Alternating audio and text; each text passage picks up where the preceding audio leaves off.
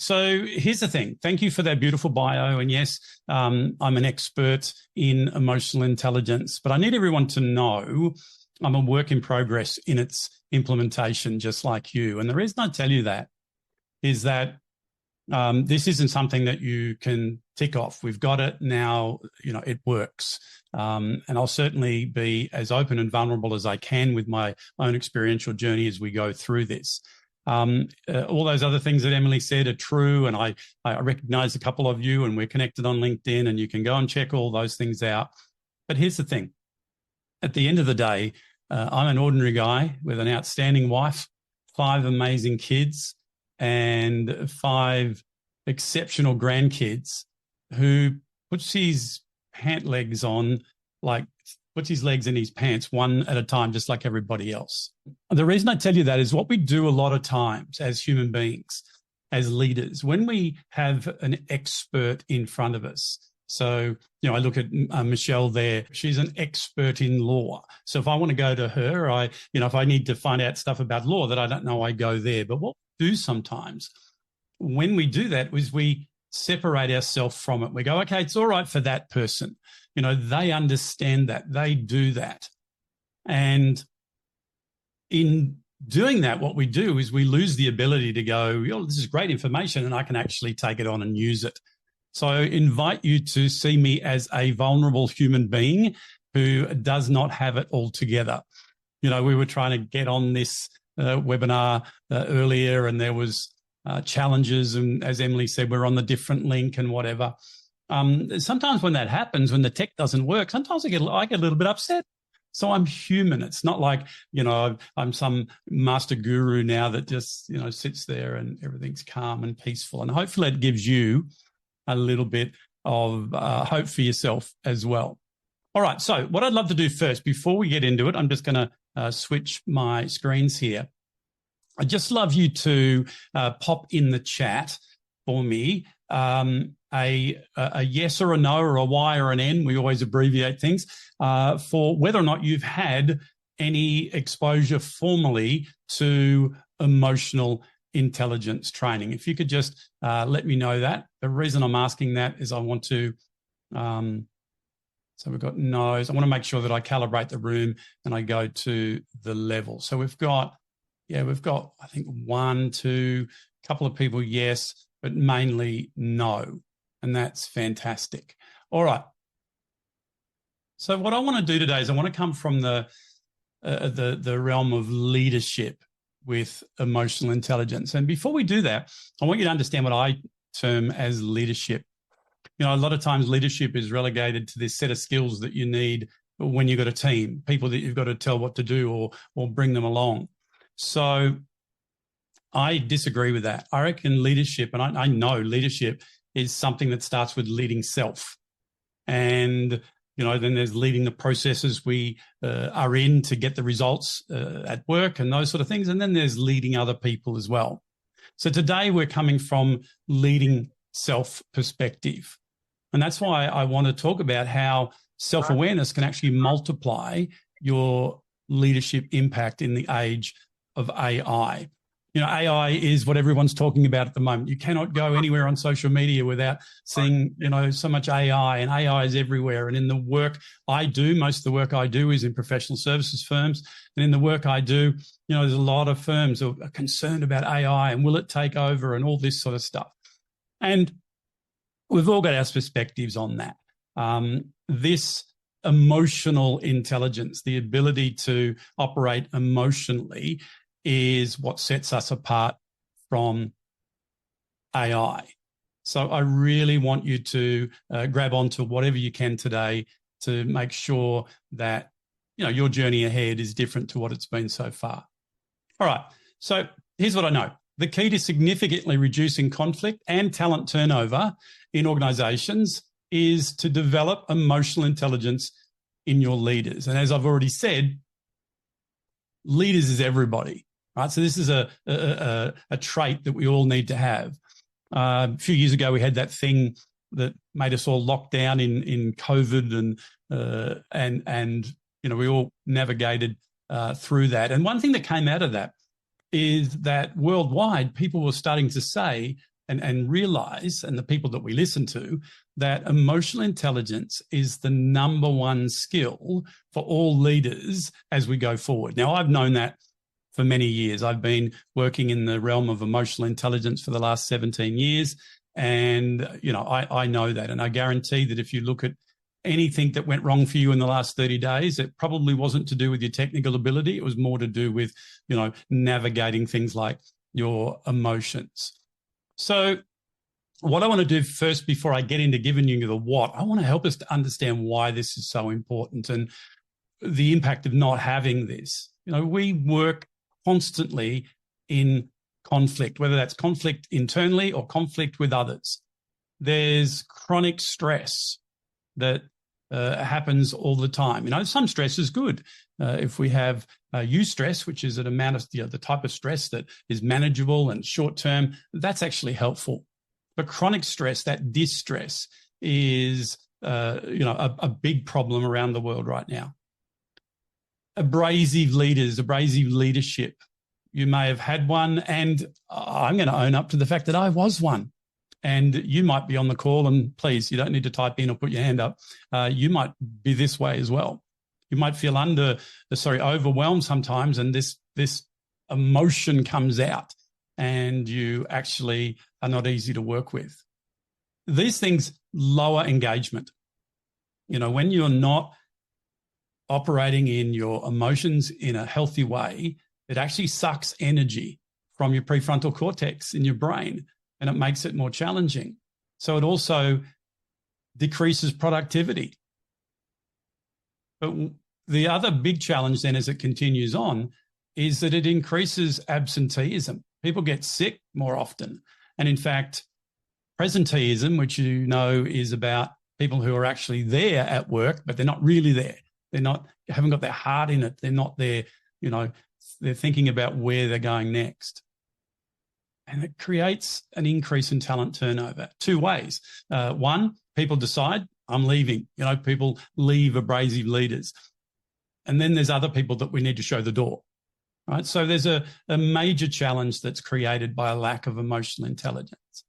But when we focus on EI leadership, where we look at it as being something that is important, and it's not a soft skill, when we put that out the front and we develop those skills, not just the other technical skills, when we use that to create a collaborative culture where people are all, the oars are hitting the water at the same time, they're all going in the same direction rather than, around and around in circles. It creates this term that's been used for a few years now, a lot of psychological safety. People feel a lot safer, and the resilience levels are a lot higher. And out of that, because I would imagine most of us are working in a commercial environment, we've got prolific productivity, which creates profits. And this is vitally important for us to continue in our leadership. So what I've done there is I wanted you to understand from both a personal perspective and from a business perspective the importance. So let's just check in before I go any further and get into the what we're going to teach. I just want to check in with you right now. What is it that really struck home to you?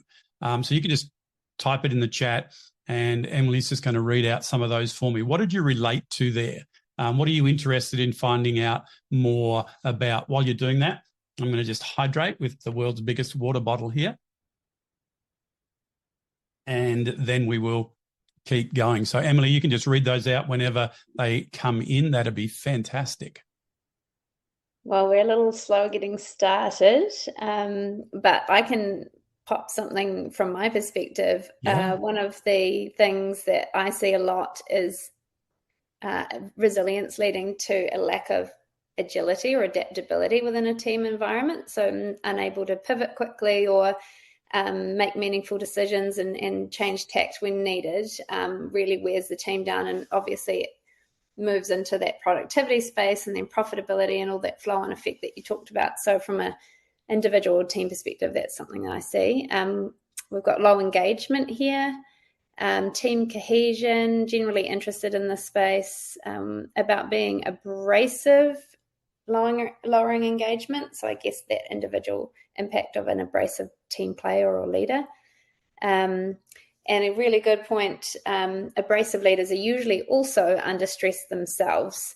So I guess diffusing that general sense of tension that exists in the atmosphere, and how to reset and reestablish good norms that help you to move forward positively. Fantastic. Thank you very much for that. Oh, I think I saw another one just pop in. Yeah, the point you made around anything that went wrong in the last 30 days is probably not about technical skills. It's probably about emotional intelligence. Yeah. Nice. Fantastic. Thank you, Emily. I appreciate that. Yeah, and I love that point that was made around the fact that, abrasive leaders are going through the stress themselves. I tell people all the time, unless they're clinically psychopathic, and that means there's a portion of their brain that's been damaged, people don't come to work every day and get up in the morning and go, yes, I get to go to work today and be abrasive and terrible with people and whatever. It comes out of how they feel about themselves and how they're operating in their emotions themselves. So I totally agree. All right. So what are we going to cover today? So I want to talk about the emotionally intelligent workplace. I want to show you what that is. I want to give you a business case around that as well, and give you some reasons why this is important to the business. As I've already said, I want to dispel this soft skill, I should say, myth that, these are the warm and fuzzies. I want to talk about being a self-aware leader. And then I'm going to give you some practical things that you can do. I want you to walk away from this today with skills, not information. Information's fantastic, and you'll get plenty of that as well. It only becomes valuable when you implement it. So I'm going to give you some key things that you can do differently when you move from this space this morning. I'm going to help you to identify triggers and reactions and shift to more healthy responses in your emotions.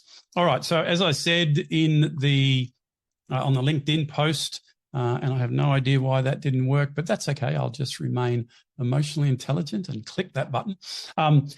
There's a bonus. So if you hang around till the end, then I've got a bonus that I'm going to give you. Some actual resources that are going to help you that you can take away and use for your own personal use. All right. So leaders with a higher emotional intelligence quotient, right, which is your EQ, you might have heard of it, they actually produce more powerful business results and greater profitability. So there's a commercial reason definitely for doing this. You actually get more done because EI is more than twice as predictive of business performance than purely cognitive intelligence. By the way, I am not a proponent of EQ is better than IQ. I used to say that when I learned this stuff years ago.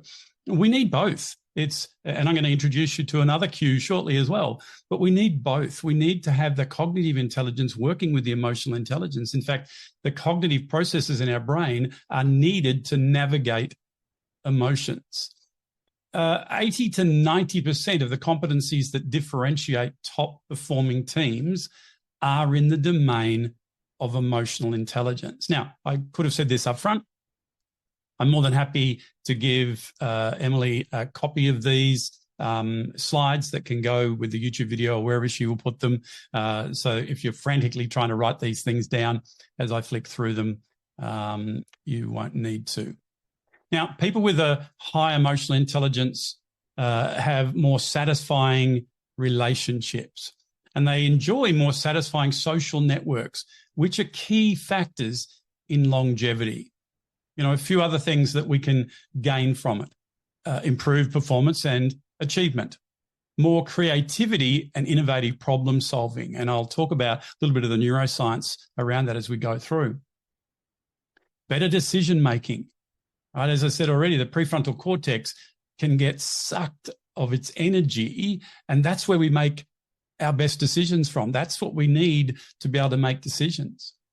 We can have more flexible thought processes, which is what Emily was talking about before in terms of being more agile. That starts with the thinking. And improved memory. I don't know about you, and I'm 63 and getting a little bit older, but for years now, I can remember things that happened 20 years ago I forget what happened yesterday, right? And sometimes when you're in a state of emotional unrest, you could find it hard to even think of something that went on 10 minutes ago. So it's really important that we do develop these skills. And if I haven't got your attention yet, this one might. People with positive emotional responses actually earn 33% more over the course of their lifetimes. Now, I know with all statistics, it's like, well, they didn't ask me this, so this is just relative, but there's a lot of studies that have been done, and it's not hard to work out why. If you look at my career, which went like a roller coaster through having challenges with emotional intelligence, or in fact, I didn't have any, I didn't understand, didn't even know what it was. My net worth would have got to where it is a lot quicker than if I had have gone through a more steady curve in that progress. So it does affect your income. So if we look at the business case around this, and I just want to quickly go through a few examples here before we get into the mainstream of what I want to do, and that's get you with some skills. If we look at some companies that we've worked with, so if we look at PepsiCo, they did EI development. It produced a 10% increase in productivity. Now, 10% doesn't sound like a lot. But imagine if you were 10% more productive, your entire organization. The one that really got my attention here was 87% decrease in executive turnover. Right, so that talent turnstile, as I call it, was almost switched off. And it was an over 1,000% return on investment. Here's an example of sales where they had two groups, and one group was a control group who didn't get the training, and then there were people who did. Those 40 salespeople actually created $2.2 million, and this is several years ago, more revenue per month than the others. We look at a different industry, MetLife. Their EI programs with selected groups resulted in the EI trained and coached salespeople outselling their control group counterparts by 37%. Just a couple more. L'Oreal, emotional intelligence development brought in 2.5 million more in sales in the first year. But the one that really gets my attention is this one. Sheraton, hotels and resorts around the world, EI development helped increase their market share by 24%. Imagine, and I don't know if you've got any competitors on a line with you here, but imagine if you increased your market share by 24%. So to do all these things, we need to develop emotionally intelligent leadership. All right, so what is this thing called emotional intelligence? And if you're a bit like me, you're sitting there probably going, can we get onto it, right? What is this thing called emotional intelligence? Well, it's the ability to be aware of your own emotions and the emotions of others in the moment, and then to use that information to manage yourself and your relationship. So let me pull that apart a little bit. So the first thing is it's an ability. So it's a set of learned skills. So it's not a matter of, oh, look, you're either born with it or you're not. It's not a matter of, oh, I'm too old now. No, I'm 63, as I said, and I didn't get introduced to this until about 16, 17 years ago. Right? And I have been developing that ever since. So they're learned abilities. Their ability, firstly, to be aware. Right? The 90%, in my opinion and experience, 90% of the game is being aware of what's going on in yourself, right? That awareness. Because I don't know about you, but before I had that awareness, like I'd be concerned, what's going on? Why am I feeling this way? Why am I reacting this way? But getting that awareness is the first step. And emotional intelligence is about having awareness of yourself. Social intelligence, which we'll talk about shortly, is about having aware of what could be going on in the other people.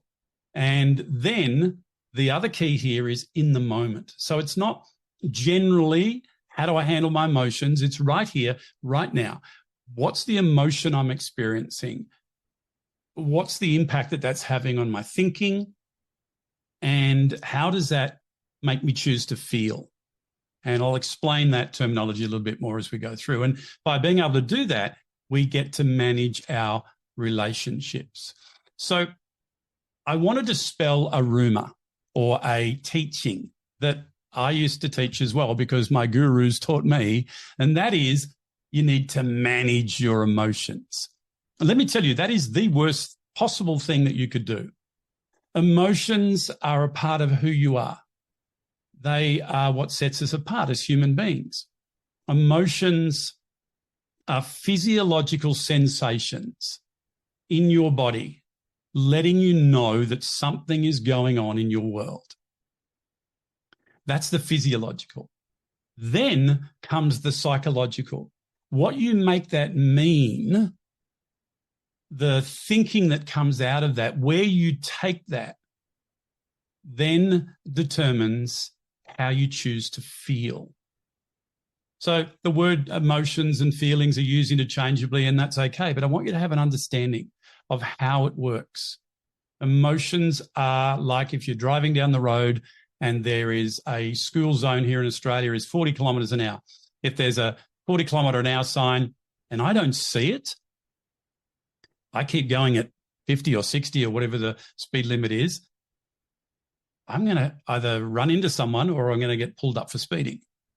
It's exactly the same. The emotion is that 40 kilometre an hour sign. Something's going on, right? So what we want to manage is the space between the emotion and the behaviour.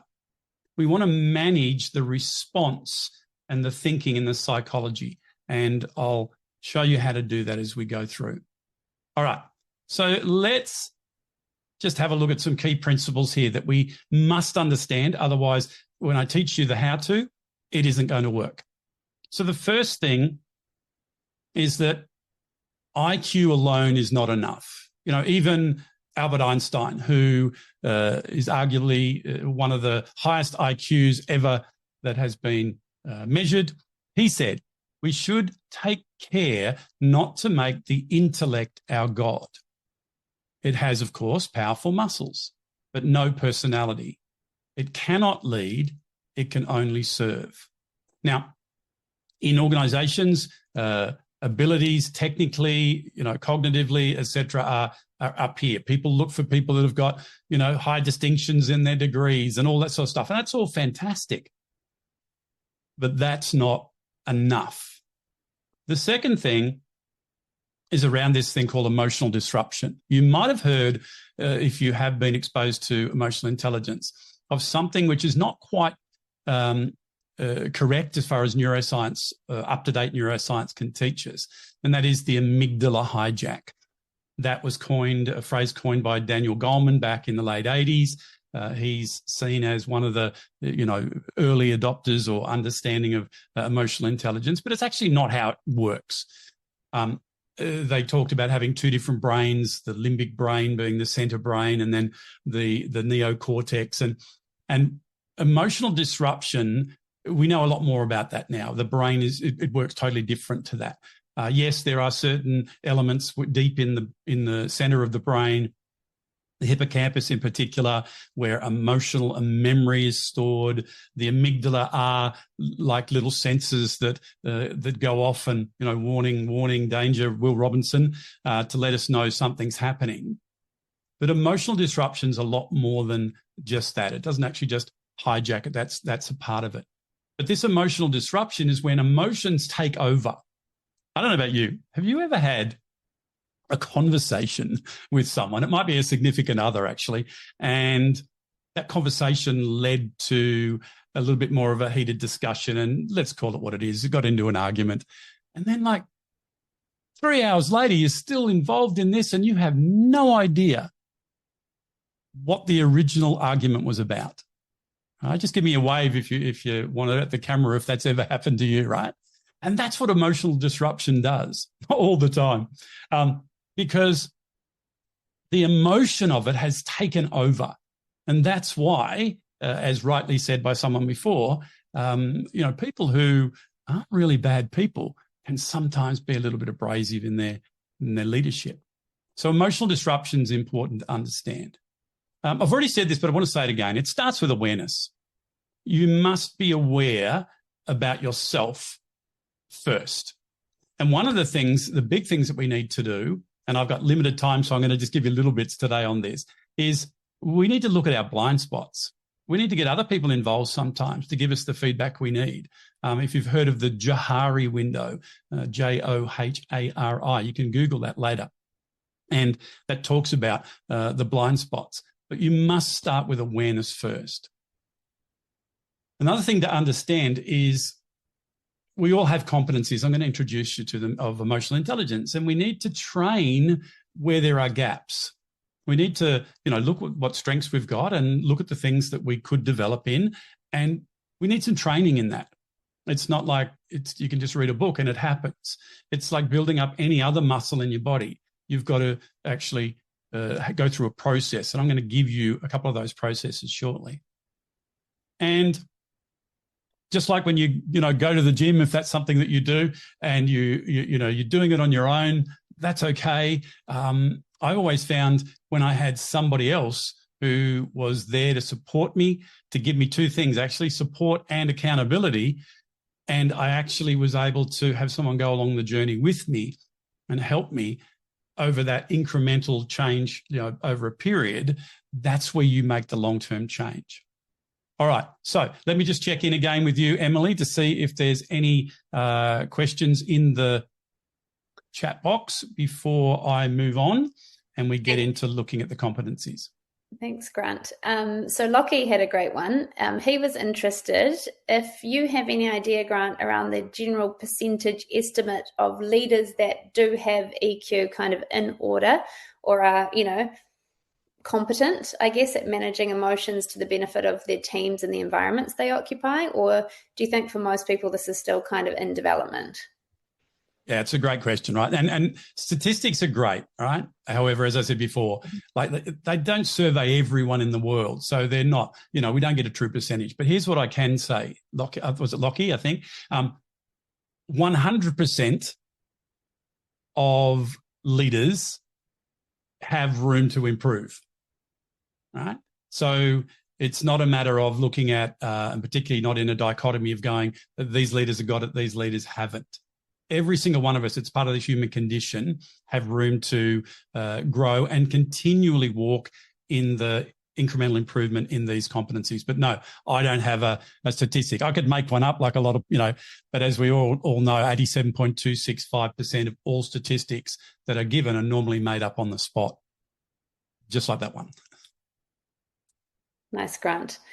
Hey, I've got one other thought. Yep. Maybe this slots into what you're covering off later, but I've done some work with leaders, different types of people, and sometimes they get feedback that they don't have high EQ, but they can't seem to connect the dots themselves or accept or acknowledge that might be the case. So I'm just wondering if you can wrap in somewhere, what are some of the signals, symptoms, internal warning signs that people might feel to indicate that maybe there's a gap here, or something that they're missing? Like, is it quick to anger? Is it, high conflict relationships in a broad part of their life? Or, are there any things that might be kind of warning signs?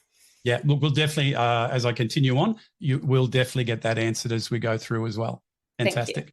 All right. Thank you, Emily. I appreciate that. So let's keep going and let's have a look now at, not one at a time, we don't have the time for that, but let's look at the fact that there are 26 competencies that I work with in, and we'll call it emotional intelligence, but I want you to see one distinction here. So if we look at the 4-quadrant model, which is the model that is used by most, Fortune 500 companies around the world, it was the original model. Dan Goleman, for some reason, decided to turn it into a 5-quadrant model and confuse everybody. He's actually gone back to the 4-quadrant model now, which is great. But this will help you to understand what it is and the journey you need to go on. So the first 2 quadrants are what is emotional intelligence. That is self-awareness and self-management. So self-awareness is about in the moment knowing what's going on. Self-management is using those skills.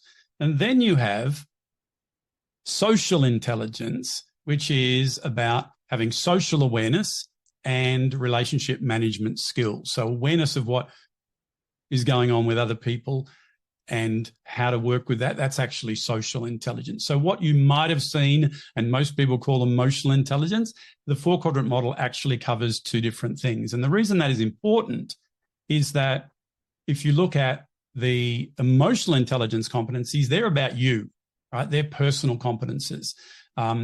There are 3 there in self-awareness, emotional self-awareness, accurate self-assessment, and personal power, and then 10 others like behavioural self-control, stress management, resilience, etc. And in the bonus, I've got you a whole list and what they actually are. So the journey we go on is to start with those first 3, get the awareness, and then into the self-management. And I'm going to give you some actual, as I said, strategies of that before we go today. And then we've got another 13 competencies in social intelligence. So we have social, in the social awareness space, the first one we have is empathy, right?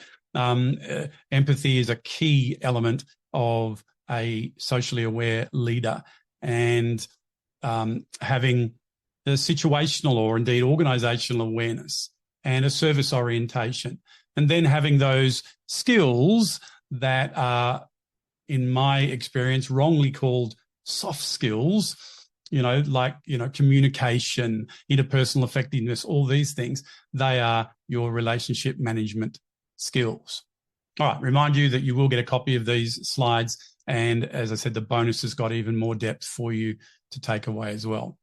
So in the short time that we've got together now, I want to roll up our sleeves and I want to give you some practical understanding and some strategies that you can use. And it will answer those questions. And we will have some time at the end to go deeper in those questions if they haven't been answered.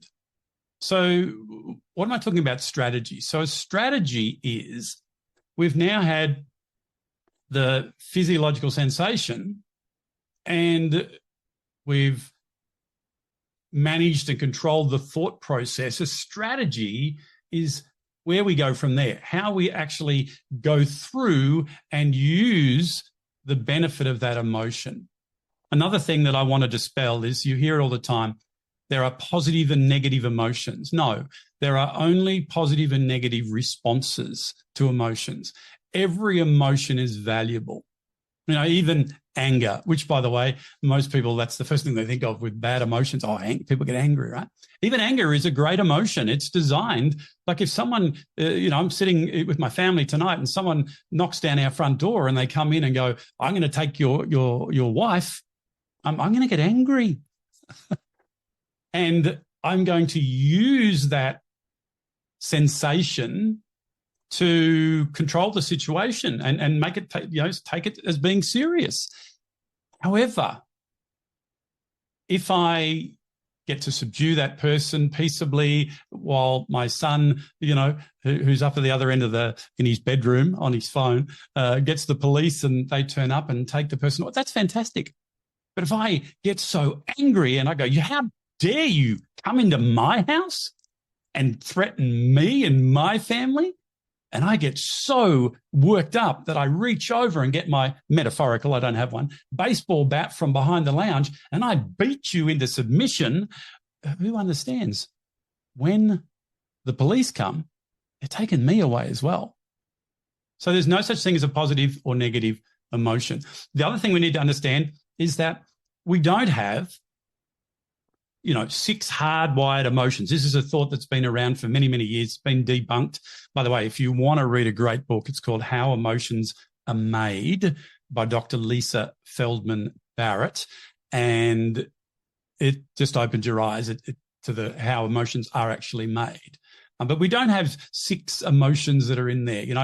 We don't have everybody experiences emotions the same way, which particularly when we get into social intelligence, if I'm looking like this and you think that means I'm angry, I could just have pain in my back, which I do most days, but we can read things incorrectly. So I need you to understand these things as we go into this. All right. So let's have a look at a little bit of the neurobiology of emotion. I've gone through it already. I want to just set a benchmark around this again before we move on. So an emotion, as I said, is a physiological sensation. So in the moment, something in your body happens. I don't know. It could be the hair standing up on the back of your neck. You could have a heart racing.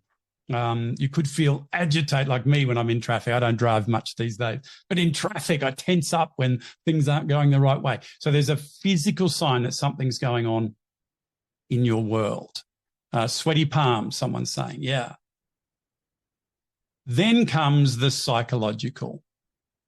And this is where the challenge happens. So let's say I'm sitting here right now and I have a sharp pain in my chest.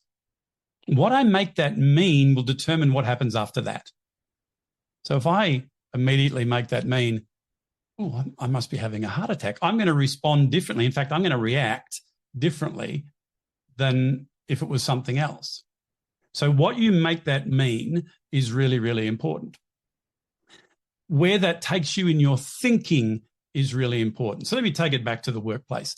Let's say you are in a meeting with another person and you're saying stuff and it looks like they're not picking up what you're putting down, right? They're giving you facial expressions that you're not understanding, or you're reading it a certain way.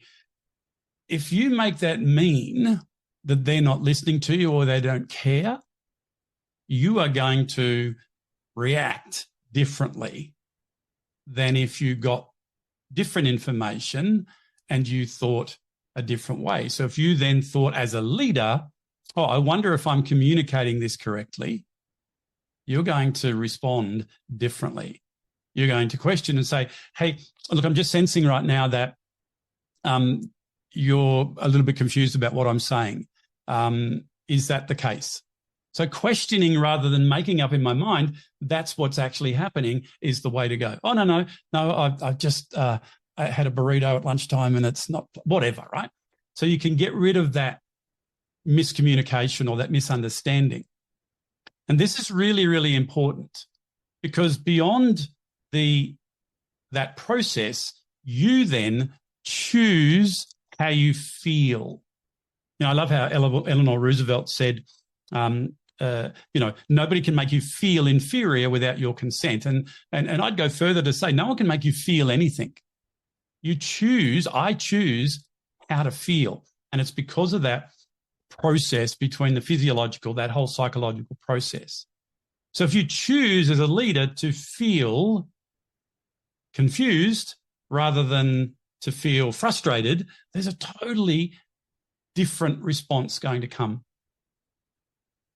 So that feeling can also shift and escalate in intensity wherever that thinking pattern continues to go. So self-awareness is about being able to go, hang on a minute, pull it back, Grant. Let's ask them a question rather than go down that track. Because you could have started off feeling misunderstood. You know, you could go to feeling confused, to feeling, frustrated, to feeling annoyed, to feeling angry. So the key is to be able to take those thoughts captive and control that psychological at the lesser intensity of emotion. Because that feeling determines the behavior, which is also what we're wanting to do here. We're wanting to manage the behavior so that we respond in a healthy way rather than react. All right, so let me just check in. Any particular questions around that I can answer before I go to the next step? Lockie has created a bit of a flow, physiological to meaning, or assigning meaning to thinking, to feeling, how you choose to respond. And then the behavior. So approximately, Spot on. Yeah.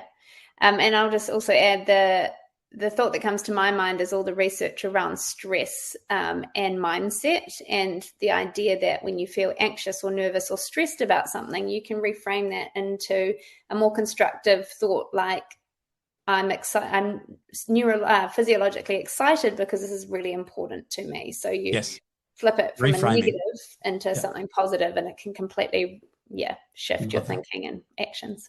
Totally. Thank you, Emily. Right. All right, so let's take it to the next step now in understanding. So, as I said, we want to manage the response to the emotion.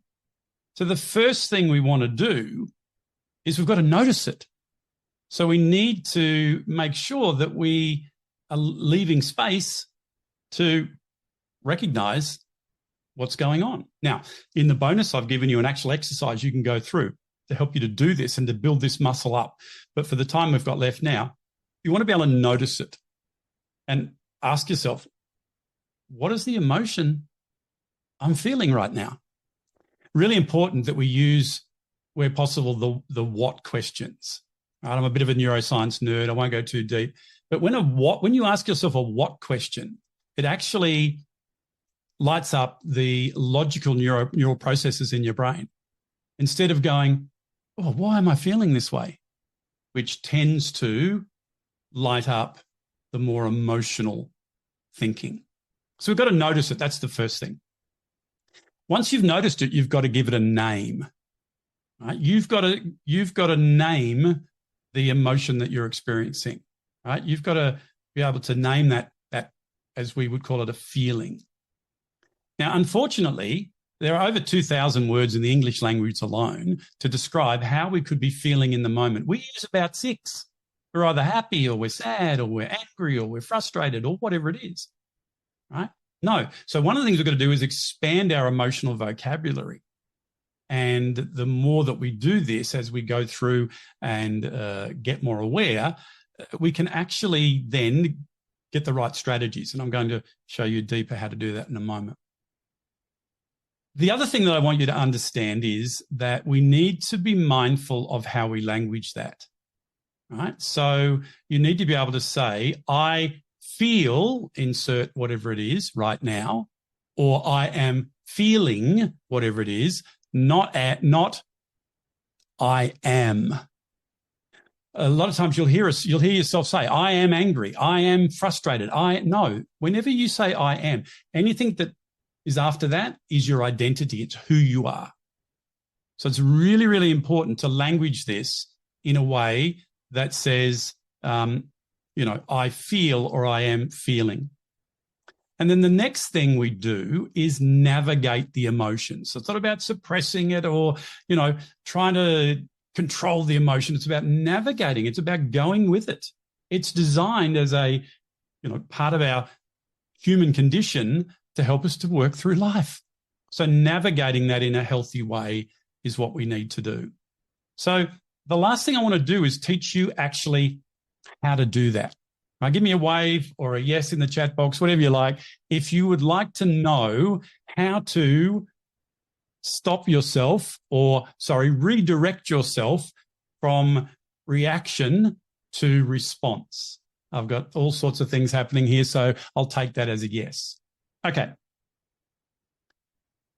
So the first thing, as I said, we've got to do is identify the emotion. And in the moment, it's a matter of stopping and going, what am I feeling right now? So calling it out to yourself. Give it the name. And going that one level deeper, when we go, oh, I'm feeling angry, go, am I really? So if it's something that's just a common emotion, or am I just a bit frustrated, right? It's really important to do that first. The second thing is then to control the thinking, right? So as those thought processes start coming out, which are based around your, identity, your limiting beliefs, all those sort of things, which is a conversation for another day, got to control those. Got to that self-talk, that internal dialogue around what you're thinking about yourself or the other people or the situation. What am I thinking right now? The third thing is to decide the outcome. So what is it you want to actually happen? So now that you've controlled the thinking, you are emotionally and physiologically in a better brain-body state to be able to decide what outcome you want. And it is not fight, flight, freeze. It's more logical. So what do I want to happen right now? The next thing is control the sabotage. I forget who said this, but I heard this years ago, that it says, every single one of us human beings do stuff to sabotage our results. What do you do? And I was a bit taken back when that was first said to me, but it's true.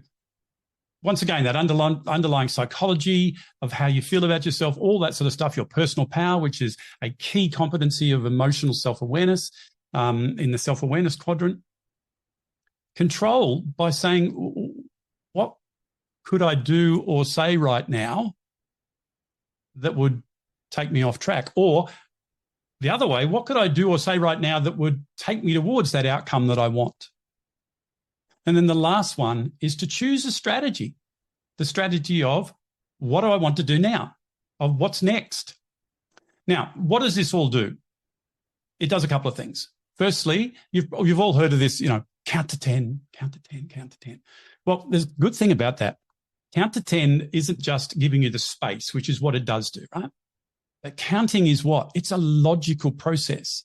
So it actually ignites logical processes in the brain. So it brings it up into the neocortex. So that's the first thing. But it does then, as all these things do, they give you space. So instead of reacting like you would normally do, you can have a measured response. Now, I know what you're thinking. I'm too busy in my work to do this. How could I have time to stop and go, what am I thinking right now? I haven't got time. Let me tell you, you haven't got time for the alternative, right? This is something that you do after a period of time. This is something you do subconsciously. It's not something that you have to think to do. So that's the process that we all need to go through to manage the response. So give it a name, control the thinking, decide where you want to go, control the sabotage, and choose a strategy. So I'm going to, while you're thinking of your questions, and I know we started a little bit late because of the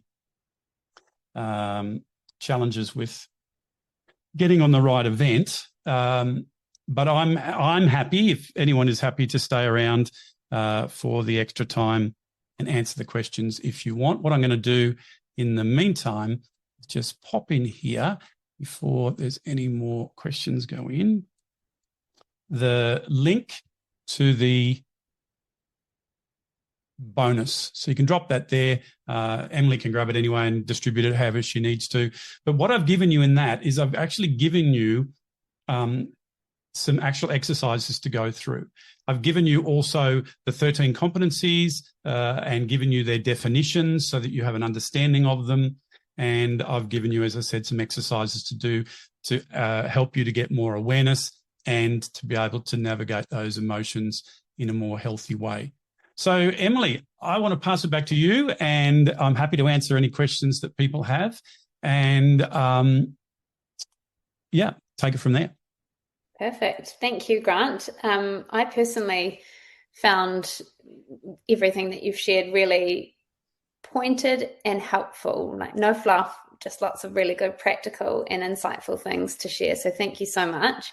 And I really loved watching the chat and the open and honest inputs that people have added in there. So I'm just going to call out a couple of things. If anyone else has any questions that they'd like to add, either in chat or bring yourself off mute and jump in. One from Wilkin, I often find myself between that psychological, I think you may mean physiological, and feeling spot. Feeling needs an assumption on what the intent was behind what was happening. So maybe jumping from feeling and labeling to assuming an intent behind it, maybe when it's something coming from somebody else, and maybe that's where things trip people up. And I think that links to Michael's question or comment. It feels like curiosity is central to this. Your amygdala fires, that's interesting. What's actually important or happening right now? Is there anything you'd like to elaborate on that, Grant? Yeah, look, I totally agree with what's said there. So I'll give you another analogy, right? If you're parents of children or particularly teenagers, you'll get this one. So let's say, for example, my 17-year-old son, who's now 24, but anyway, he said and he still does it. But let's say he drops his clothes all around the house or drops his towel on the floor or, whatever. If I make that mean you don't value this home that we're giving you, you don't care about your mother, whatever it is, right? And I take it personally, I'm going to probably raise my voice, say, Isaac, pick up your clothes, right? But really, it's just a teenager. That's what they do, There's no intent, and I love the word that was used there, there's no intent, there was no forethought of going, I don't like my parents or the home they give me, so I'm going to drop my towel. But if I make it mean that, then I'm going to react. So definitely being able to take captive those thoughts that you're having, is definitely the key. So intent, because we also normally go the opposite. This person, their intent is to overtake the meeting. That's why they interrupted me. No, their intent is they didn't understand what you said. So hopefully that answers the question. Thanks, Grant. If anyone else wants to pop a hand up or, again, pop anything in chat. Another thought I'm having is just to jump back to that question, and it may have been answered well, but are there any little internal cues or warning signs or observations someone could make themselves about their interactions with others that might indicate a need to really focus in on EQ or EI? So firstly, let me clarify the question, right? And I'm actually doing I'm doing one of the strategies now. So let me clarify the question. Are we talking about looking for cues in other people or in ourselves? In self. So if I can add, and you may not want to speak to this, but you've alluded a few times to your own experiences and learnings in this space. What is it, I guess, that might trigger the understanding that someone for themselves has some work-ons in this area? Yeah. If you go to from 0 to 100 like that, that's the common one that everyone thinks of, right? There's also the opposite of that. The opposite of that is to just hold it in, right? The opposite to that is to carry the weight of the feelings and as I said, suppress them and ignore them, right? The physiological sensations, if you're feeling a lot of stress in your body, that's an indicator that, it could be a medical thing. More often than not, it's got to do with what's going on internally for you right now. So there are, and I want to be really careful not to just go, these things. There's a myriad of things that you could actually have. The key is to work out what it is for you. All right. So the exercise that I've given everybody that they can go through, when I'm working with people, there's another one that takes it even further to be able to identify, well, what are your triggers? So I'll give you an example. As I said, traffic. Right? I don't drive much nowadays. I let someone else do that. But I remember years ago, I'd be going into the traffic, and where I live here in Australia, if you leave just at the wrong time, the main, like this, just getting out of my suburb, there's a main road that is chock full of cars every single day, right? And I might be going to see Chapman Trip, work with me. I just got Michelle in front of me, so I know I can't drive to New Zealand. And I might be wanting to do some more work with them. And I'm in a hurry to get there. And now I'm stopped in traffic. If I start ruminating on the fact that Michelle's going to think this about me because I'm late and whatever, I'm going to react to the situation that's going on. So instead of controlling that and going, oh, what's happening? We're stuck in traffic again. Let me jump on the phone and go, hey, Michelle, just want to let you know, I could be 5 or 10 minutes late. I'm stuck in some really bad traffic right now. I may turn up on time, but just wanted to do you the courtesy of letting you know. All right? Totally different response to the reaction of getting frustrated and then getting further down in the traffic and, you know, you're 3 from the front of the traffic lights because the phasing takes forever to change. And the person, when it goes green, doesn't move because they're doing their makeup or eating their cornflakes or whatever they're doing, and they're on their phone and reacting to that again. So I think the key thing to answer that question, I've gone way past the question, is to just look at these triggers. What annoys you? But then to chunk it up to what does that really mean? So at the macro level, is it disrespect? Is it, you know, whatever? So it's not just what's happening in the moment. It's what the overarching higher level, macro level thing is that we think is going to happen. But look, we've still got some other people probably asking questions, so I think that's enough on that one. That's great, Grant. Thank you. Actually, no, just some acknowledgement about how useful the session's been, and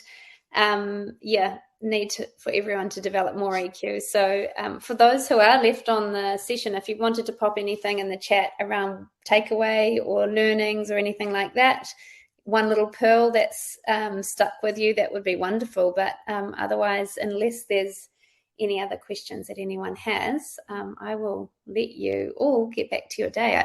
I personally have found it really fascinating, and it's such a great reminder to stop and pause, look in the mirror, really self-evaluate your own meaning making of other people's actions, and probably a slap in the face. It's not all about you, right?